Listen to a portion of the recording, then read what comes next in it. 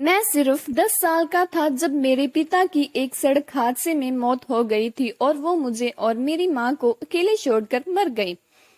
मेरे चाचा ने मुझे गोद लेने का फैसला लिया और हमारी संपत्ति की देखभाल करने की इच्छा व्यक्त की। मेरी माँ पढ़ी लिखी नहीं थी, इसलिए मेरी माँ ने चाचा को संपत्ति की देखभाल के लिए पावर ऑफ अटर्नी पर हस्ताक्षर किए और चाचा को संपत्ति का मालिक बना दिया। चाचा ने मेरी सारी संपत्ति को बेच दिया और पैसे लेकर अमेरिका चला गया।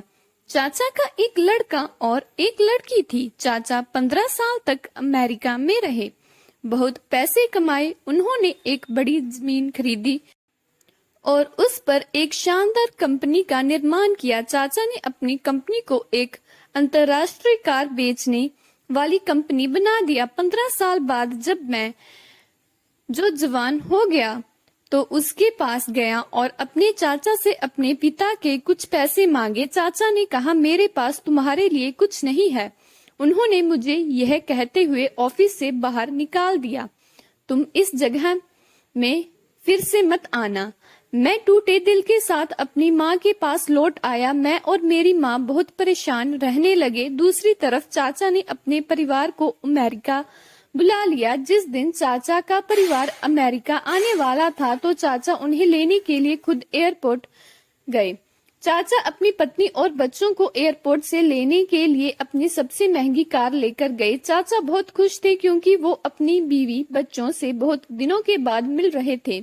एयरपोर्ट से घर लौटते वक्त परिवार के साथ एक भयानक हादसा हो गया। एक ट्रक से कार का एक्सीडेंट हो गया। चाचा, चाची और बच्चे सबकी मौत हो गई। भगवान ने ऐसा खेल खेला कि हैरानी की बात हो गई कि मैं अपने चाचा का इकलौता वारिस बचा। इसलिए चाचा की सारी प्रॉपर्टी मुझ अनाथ को मिल गई। मैं नहीं जानता था कि ईश्वर ने मेरे चाचा को 15 साल के लिए मेरी ही संपत्ति की देखभाल के लिए लगा रखा था, ताकि बाद में पैसा अपने मुनाफे के साथ अपने असली मालिक के पास वापस आ जाए। शायद यह मुस्लिमों की दुआ है।